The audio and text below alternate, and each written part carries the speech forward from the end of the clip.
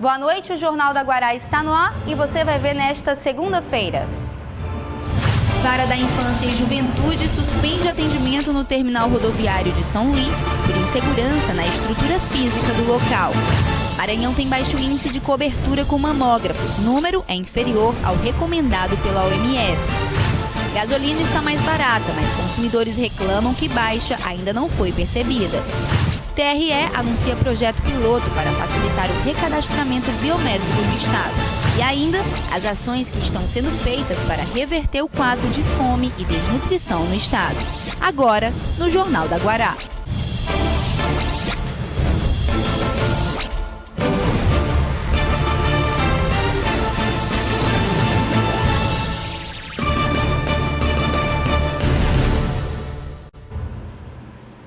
Apesar das políticas de combate à fome que vem sendo realizada nos últimos anos, a insegurança alimentar ainda é uma realidade no estado. Crianças e adolescentes são as maiores vítimas e nesse enfrentamento, o Unicef vem desenvolvendo ações.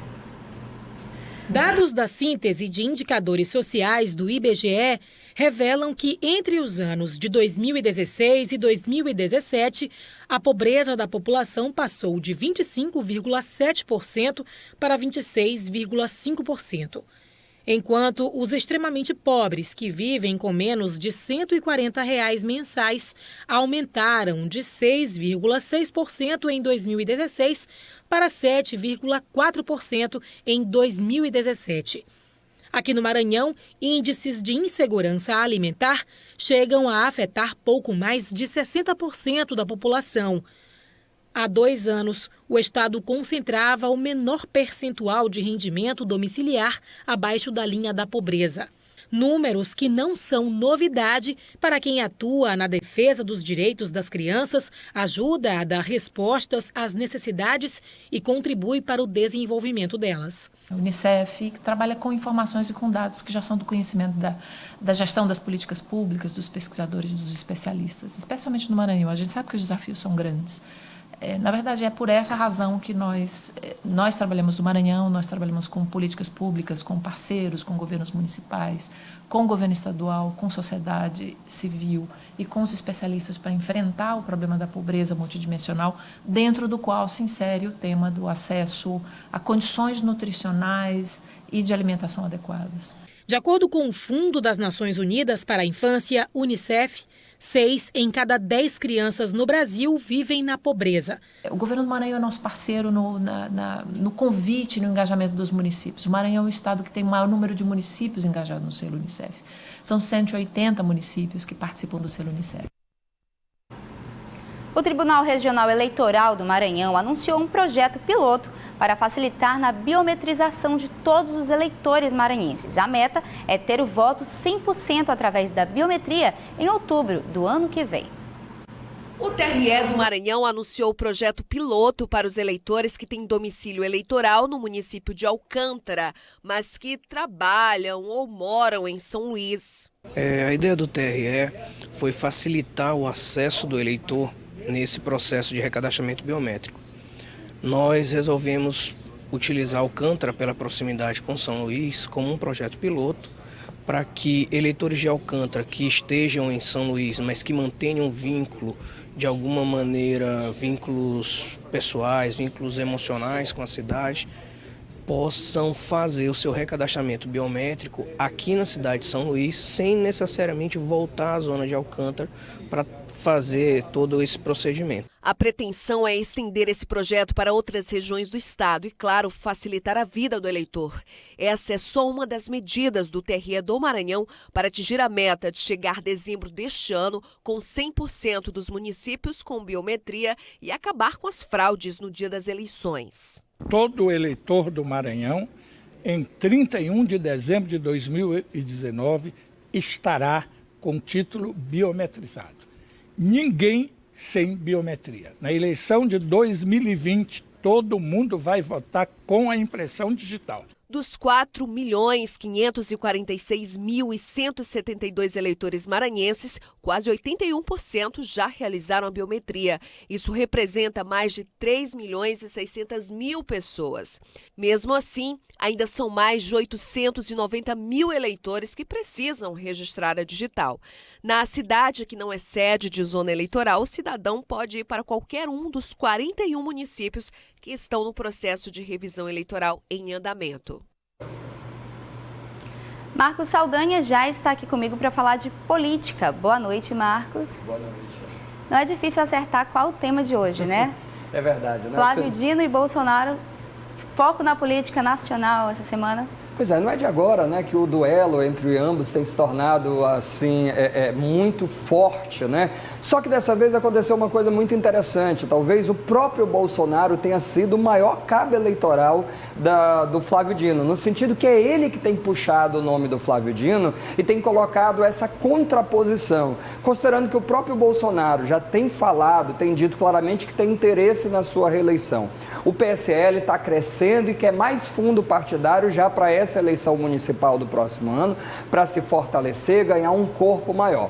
Por outro lado, o Flávio Dino está num partido pequeno que não tem tempo de televisão, o caso do PCdoB, mas mesmo assim o partido já tem falado que ele é um bom nome, ele é o nome do partido à presidência. E aí fica a grande dúvida, se ele deixa o PCdoB e também deixa, não a linha da esquerda, que é pouco provável que ele deixe o discurso de esquerda, mas deixa um partido que carrega aí uma certa rejeição no lado oposto e se caminha para um partido, ainda que na esquerda, mas com uma característica mais de centro-direita.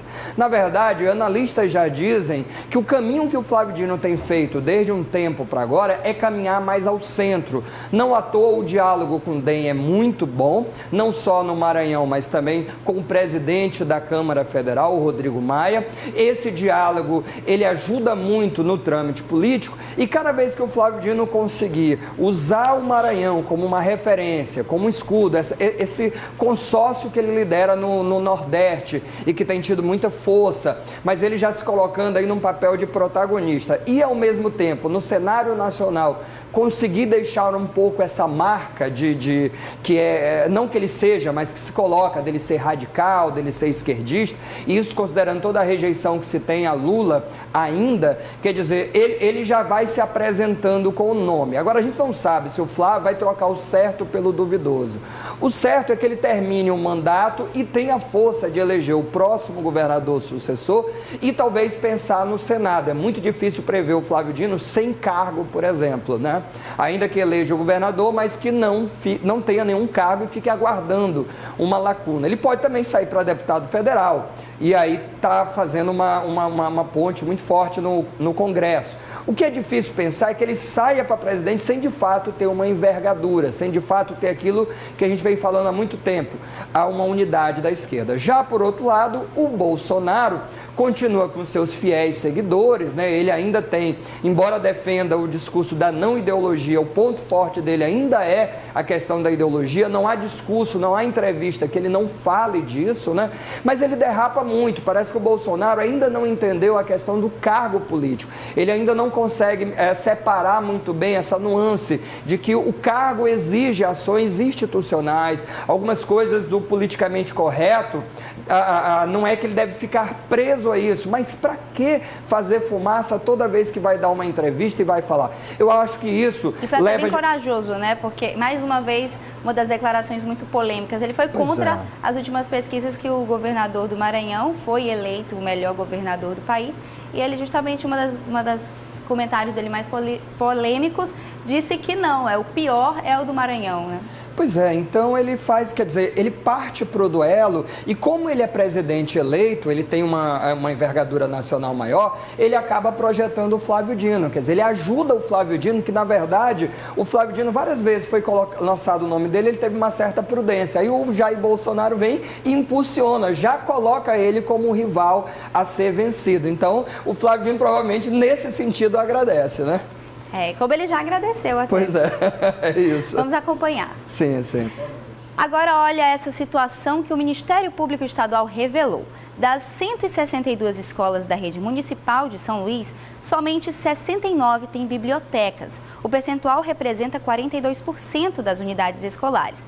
Essa situação fez o Ministério Público entrar com uma ação contra o município de São Luís para que o município apresente em até um mês um plano de gestão prevendo bibliotecas devidamente estruturadas em todas as unidades escolares da rede pública.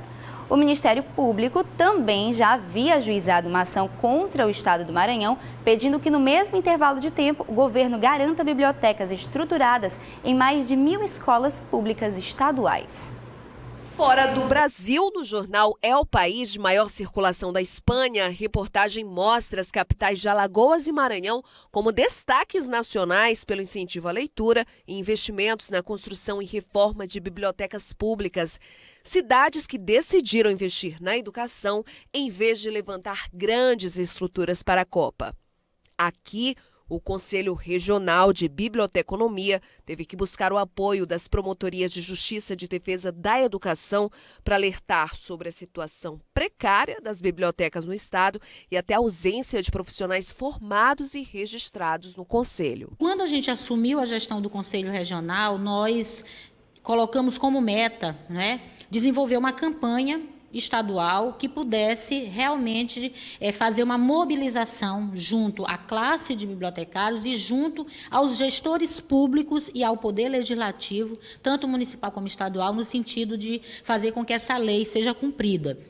Então, fizemos várias audiências públicas, tivemos várias reuniões com os secretários de Educação e de Cultura, fizemos visitas às instituições e fomos buscar a parceria do Ministério Público. As promotorias de Justiça de Defesa da Educação acolheram o relatório do Conselho, que representa a categoria, e solicitaram ao Estado a apresentação em até 30 dias do plano que garanta a estruturação de todas as bibliotecas do Maranhão, além de realização de concurso público. O último foi há 25 anos. O Estado ainda pode negociar esses prazos junto ao Ministério Público. Essa ação, ela teve início com esse inquérito, com essa reclamação que deu origem ao inquérito, mas que em todos os momentos nós chamamos a atenção do Estado para cumprir a lei. Segundo o Censo Escolar 2017 da Secretaria de Estado da Educação, são 1.197 escolas estaduais, mas apenas 410 têm bibliotecas e 104 possuem salas de leitura. Em nota, o governo do Maranhão informou que fez um plano de melhorias para as bibliotecas escolares, que vem sendo realizado desde 2016. Disse que implantou bibliotecas onde não havia e revitalizou faróis da educação perto de escolas. Destacou ainda que implantou nesse intervalo de tempo mais de 200 bibliotecas. Em relação à contratação de bibliotecários, o governo disse que vai abrir um processo de contratação de acordo com as possibilidades orçamentárias do Estado. A seguir, no Jornal da Guará, Vara da Infância suspende a autorização de viagens emitidas na rodoviária de São Luís e as medidas que estão sendo adotadas para evitar a epidemia de sarampo por aqui. Agora são 6h46. A gente volta já.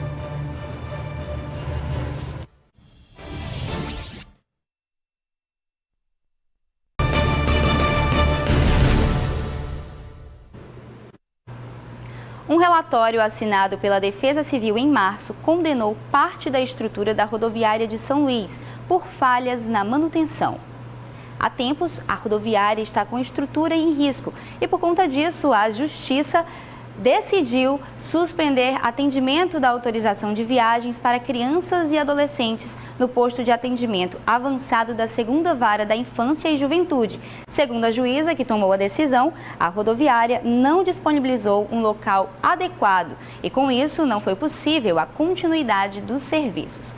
De acordo com a Secretaria de Infraestrutura do Estado, até o final do mês será iniciada a obra de recuperação desse terminal. Veja agora o que mais foi notícia neste começo de semana.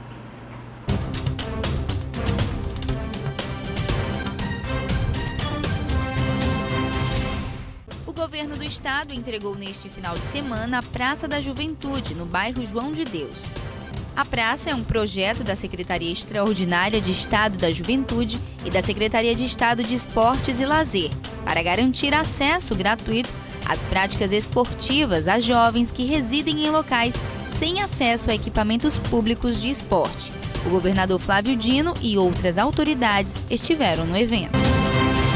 No sábado e domingo, durante as ações da Operação Lei Seca, foram realizados 222 testes do etilômetro, que mede o consumo de álcool por condutores. 46 motoristas se recusaram a fazer o teste e 6 foram flagrados dirigindo sob efeito do álcool. Um desses 6 condutores estava com nível acima de 0,33 miligramas por litro, o que caracteriza crime de trânsito.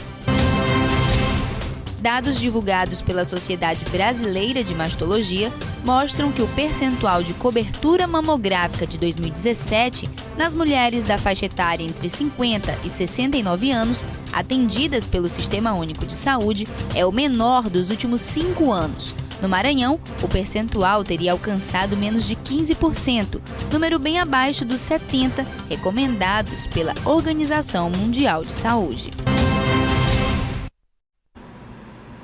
O governo do estado informou que a cobertura é de 60%. Outras notícias agora. Notou que os combustíveis estão mais baratos? A redução do preço da gasolina na bomba este mês já chegou a mais de 30 centavos. Mas será mesmo? Alguns consumidores dizem que não. Neste posto da Camboa, a gasolina está custando R$ 4,28, enquanto que o diesel R$ 3,46. Aqui na Avenida Vitorino Freire, o preço da gasolina está 2 centavos a mais que no posto anterior, enquanto que o diesel ultrapassou os R$ 4,00. Na Ponta da Areia, a gasolina neste posto sai a R$ 4,29 e o diesel R$ 3,49. O que muita gente desconhece é que a diminuição dos preços se refere à gasolina tipo A, mais pura, que não é a vendida nos postos para o consumo geral e só chega até a distribuidora. Na revenda, para os consumidores, é outro negócio. O consumidor tem que entender que quando a gente tem uma baixa na refinaria, essa não é a gasolina que a gente vende nos postos. Aquilo é uma gasolina A, uma gasolina pura, né? Em que nós vendemos gasolina C, onde ela tem, esse preço da gasolina A é 28% do preço final. Por isso que nunca vai chegar da forma que é anunciado quando tem alguma baixa na refinaria. Eu ainda não senti nada ainda não, que o preço para mim está o mesmo. Não mudou nada ainda não, isso é só a história deles, hein? Os estados de São Paulo, do Rio de Janeiro e também o Pará estão enfrentando uma epidemia de sarampo. O Ministério da Saúde afirma que todos os estados brasileiros recebem dose para vacinação de rotina contra o sarampo, que é ofertada nos postos de saúde de todo o país pelo Sistema Único de Saúde, não havendo riscos. Mas será que temos motivos para ficarmos preocupados? Esse é um assunto para tratar agora com Helena Almeida, chefe do Departamento de Doenças Imunopreveníveis do Maranhão. Boa noite, Helena. Boa noite a todos. O departamento já diz, né, doenças imunopreveníveis, ou seja, o sarampo é completamente prevenível e vamos falar agora pela vacina, não é mesmo? Pode ficar à vontade. Bom, o sarampo, a população tem que entender que o sarampo é uma doença muito grave, pelo fato dela ser uma doença transmissível e é rápida a transmissão, né? Então, uma pessoa no recinto onde tenha várias pessoas, ele pode transmitir até para 16 pessoas. Então, esse é o maior risco, né? É uma pessoa que vem, por exemplo, de São Paulo contaminada e chega, por exemplo, no Maranhão, trazendo o vírus, e as pessoas que ele vai tendo contato, a doença vai ficando, né? As pessoas vão adoecendo. Então, esse é um risco muito grande e nós temos que entender que a vacina está disponível nos postos, ela faz parte da rotina para crianças de 1 ano, a partir de 1 ano de idade, até 29 anos vão receber 2 doses e de 30 a 49 anos recebe apenas 1 dose para aquelas pessoas que nunca foram vacinadas. Helena, o Maranhão ele está longe de enfrentar o mesmo risco que estamos vendo nesses estados, mas As vacinas estão nos postos, não há motivo de pânico para a população, mas é importante que haja essa procura, haja essa demanda de vacinação aqui também, né? É verdade. Assim, a vigilância tem que ser dobrada, tanto da população como dos gestores dos municipais, dos profissionais de saúde, porque nenhum estado pode ficar tranquilo. Nós não temos uma cobertura adequada. A nossa cobertura ela ainda é baixa, né? Nós temos vários fatores para essa cobertura baixa, que pode ser subregistro, mas não sabemos exatamente se todas as pessoas na faixa etária para receber a vacina estão vacinadas. Então, o risco existe e a vigilância tem que ser redobrada. E a gente alerta os pais que levem os filhos para avaliar o cartão, para ter certeza que o seu filho foi vacinado. E os adultos também, até 49 anos, né, para ter essa certeza. Principalmente nos municípios onde recebem turistas, né, Barreirinhas, Carolina, enfim, vários municípios que nós temos no estado que recebem turista. Então, esses municípios, mais ainda, eles têm que ficar alertas. Helena, quem não tiver a carteira de vacinação ou não lembra se já vacinou, faz o quê? Ele vai, assim, a gente insiste que as pessoas guardem a carteira de vacinação como se fosse um documento de identidade, que é muito importante, porque não se pode ficar vacinando assim a qualquer hora, a qualquer momento. Mas se a pessoa realmente perdeu, não tem, extraviou, ela vai ser vacinada, tá? Ela vai receber as vacinas para a faixa etária dela. Como você falou, o sarampo ele pode transmitir de 1 para 16 pessoas, por isso o alerta. Nesse caso, Helena, agora uma curiosidade até. O Brasil ele passou muitos anos sem notificar o sarampo. A negligência com a vacinação seria um motivo para a gente notificar agora novamente? Sim, como tem profissional de saúde, aqueles bem novinhos, que eles nem conhecem como é que é o sarampo. Conhece assim pela literatura, mas nunca viram, né? Então a população realmente ela ficou, se tranquilizou pelo fato de não ter a doença. Só que agora a doença chegou, hoje as pessoas vão e vêm e trazem do mundo inteiro, ainda ocorre a doença, né? E no Brasil já tem vários estados assim com surtos bem significativos, né? Precisando realmente que nós estejamos atentos, né? E ter a garantia de que todos estão vacinados, que precisam ser vacinados dentro da faixa etária, garantir que eles estão vacinados. Olhar a carteira mesmo e ver se receberam, se tem pelo menos uma dose da tríplice viral, que é a vacina que previne contra o sarampo. Certo, nós vimos que esse final de semana teve vacinação, dia D de vacinação nesses estados. Aqui está prevista alguma ação nesse sentido? Olha, aqui desde todo o ano, em janeiro, no mês de janeiro, nós fazemos uma intensificação em algumas regiões do estado, não são todas, mas aquelas regiões mais que a gente vê que tem mais risco para a febre amarela, e juntamente com a vacinação de febre amarela, a gente faz vacinação contra o sarampo. E a outra ação que o estado vem desenvolvendo, desde dezembro de 2018, são capacitações de preparação para equipes de resposta rápida contra o surto. Como eu falei, o sarampo ele transmite muito rápido, então a equipe tem que estar preparada. Chegou alguém com os sintomas clássicos do sarampo, tem que agir imediatamente. Então essas equipes elas estão sendo preparadas para atender essas necessidades. Ok, perfeito. Obrigada, Helena. Volte sempre. Eu que agradeço. Fique então alerta para todo mundo, vamos nos vacinar.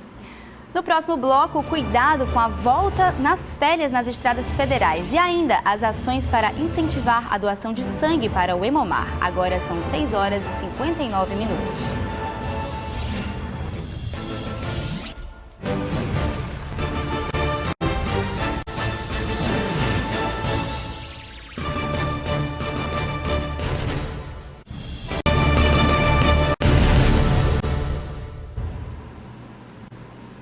Servidores públicos e professores que estão interessados em fiscalizar as provas do Enem têm até hoje para se inscrever. As inscrições podem ser feitas no endereço eletrônico que está aparecendo aqui embaixo na tela.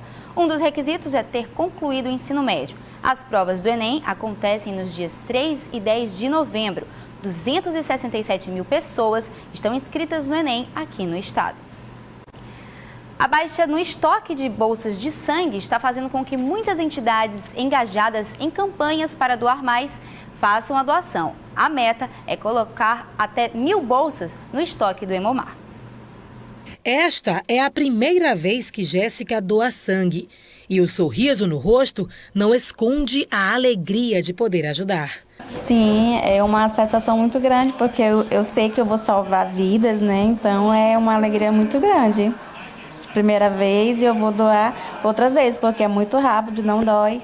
Leciane veio fazer um exame de rotina aqui no Hospital e Maternidade Natus Lumine. Soube da campanha de doação de sangue e decidiu participar. Não dói, é ótimo, é tranquilo e é rápido. É rápido. Essa é a 4ª edição da campanha do Grupo Mercúrio para dar um reforço ao estoque de sangue do Hemomar. A meta é coletar 1.000 bolsas entre os meses de julho e agosto. Mas em poucos dias, a mobilização já conseguiu atingir 40% do objetivo. Nós já praticamente 16 dias, né, de campanha. Começamos as coletas no dia 1º/7. Já temos praticamente 40% da meta alcançada. Mas a gente tem certeza que com a mobilização toda que está sendo feita, devemos ultrapassar bem a meta estabelecida, que foi de 1.000 bolsas, né?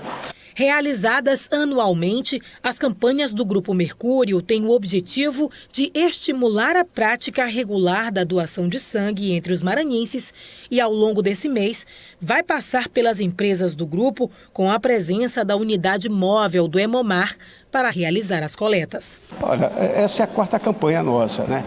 E nós trabalhamos com saúde e somos sensíveis aos problemas de saúde do nosso estado. Nós estamos engajados também com o estado do Maranhão. Durante todo o mês que vai prevalecer a campanha, nós tivemos um planejamento em maio e começamos agora o pontapé inicial da campanha. E aqui o exemplo começa pela direção da casa. César também não perdeu a oportunidade de contribuir com a campanha. Pelos diretores, aqui nesse projeto todos os diretores estão engajados para que ele seja alcançado sucesso. E sem isso aí não tem como. As férias estão chegando ao fim e a Polícia Rodoviária Federal está alertando aos motoristas para evitar imprudências no trânsito. A Polícia Rodoviária Federal já se antecipou na ação educativa, pensando nos motoristas que vão retornar para casa. As barreiras são montadas e os agentes orientam sobre os cuidados nas rodovias. É necessário você usar o cinto de segurança, estar com os dispositivos de retenção, a cadeirinha, o bebê conforto, o assento de elevação para os seus filhos, reduzindo, inclusive, a questão da aceitabilidade no que diz respeito à criança. A Operação Férias segue até o dia 4 de agosto, mas o balanço parcial aponta para uma redução do número de acidentes e mortes. Em 2018, na mesma operação realizada em julho, foram registrados 105 acidentes com 20 mortes. Neste ano, do dia 1º a 15, foram contabilizados 49 acidentes com 8 mortes. A PRF está numa perspectiva de queda da quantidade de acidentes em relação a julho do ano passado. Até a primeira quinzena aqui, a quantidade é um pouco menor do que o mês todo do ano anterior, de 2018. A seguir tem esporte com a análise de Ana Tereza Viegas. Nós voltamos já. Agora são 7h04. Fique agora com a Tábua de Marés para amanhã.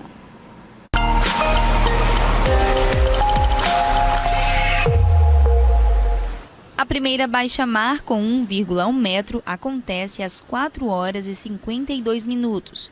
A primeira pré-mar com 5,1 metro às 10h53. Às 17h17 acontece a segunda baixa-mar com 1,1 metro. Às 23h18 acontece a segunda pré-mar com 5,1 metro.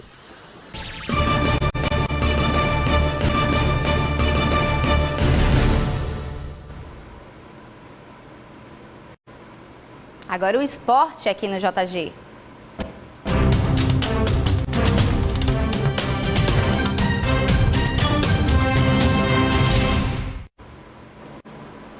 E Ana Tereza Viegas já está aqui para falar de esporte. Ana, boa noite.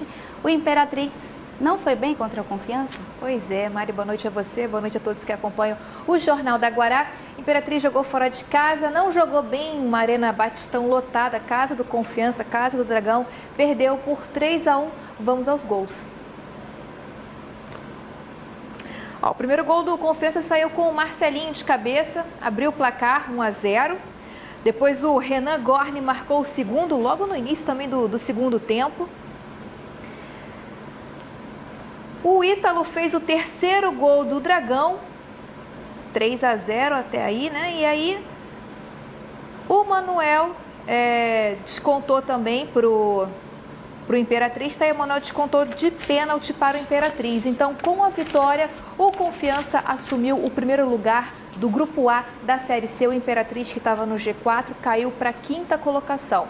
O Imperatriz agora recebe na próxima quinta-feira o Botafogo da Paraíba lá no Frei Epifânio. E por falar também em jogo na próxima quinta-feira, Sampaio Corrêa vai jogar fora também. E aí é o seguinte, como é que ficou a agenda do Tricolor? Sampaio Corrêa, que está em segundo lugar, tem o mesmo número de pontos do Confiança, 24, a diferença é de saldo de gols. Vai encarar o Ferroviário nessa quinta-feira, Ferroviário que está na 3ª colocação, Ferroviário que passou várias rodadas aí como líder do Grupo A da Série C. A agenda do Sampaio. O Sampaio treina amanhã aqui em São Luís e aí viaja na quarta-feira. Tem mais um treino programado lá no CT do Floresta. E aí o jogo é na quinta-feira, Sampaio e Ferroviário, às 8 da noite no estádio Castelão do Ceará. O Ferroviário, volta a falar, adversário difícil, passou várias rodadas aí como líder do Grupo A.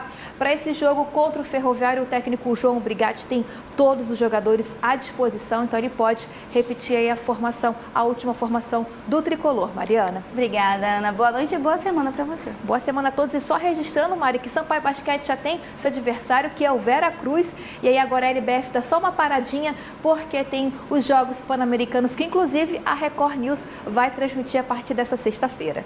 Obrigada, Aninha.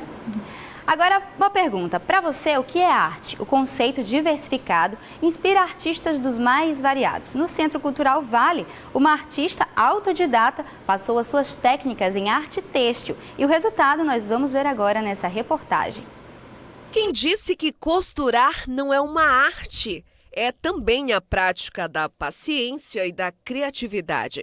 Mesmo com a tecnologia que permite a impressão em massa de imagens e até bordados em alta velocidade, ainda há quem se dedique a fazer de forma manual. Prova disso é esse curso no Centro de Cultura Vale Maranhão. As vagas para participar das aulas esgotaram em menos de 24 horas. Todos ansiosos para aprender com a artista têxtil Ofélia Lotti, que veio de São Paulo especialmente para essa missão. Esse trabalho que eu tenho chama coleção de pontos à mão. É um trabalho que eu tenho desde assim, eu vinha adquirindo com o tempo, desde criança, porque eu aprendi com minha avó, minha tia, as costureiras da época, doméstica, né?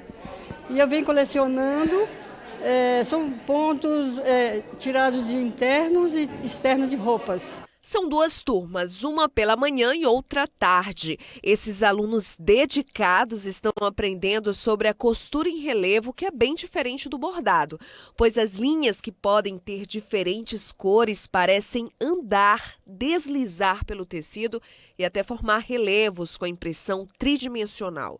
O Leonardo mostra que homem pode sim ter habilidade com a costura. Eu me sinto bem. Acho que a questão de ser uma maioria mulher, a gente tem homem que se intimidaria, né? Mas eu acho que a gente, do gênero masculino, a gente tem que cada vez mais tirar esses preconceitos que a gente tem de questão de gênero, de coisa de mulher, coisa de homem. E por falar em uma turma bem variada, a técnica de relevo despertou a curiosidade da Tiane. Cara, eu vi a oficina na rede social e me interessei muito, sabe? Eu sempre me interessei por costura, tem uma certa memória afetiva para mim. Acesse o portal guará.com e continue muito bem informado. Você fique agora com os analistas, que entrevista o cineasta Beto Matuque. O JG volta amanhã. Boa noite e até lá. TV Guará, o seu canal com o Maranhão.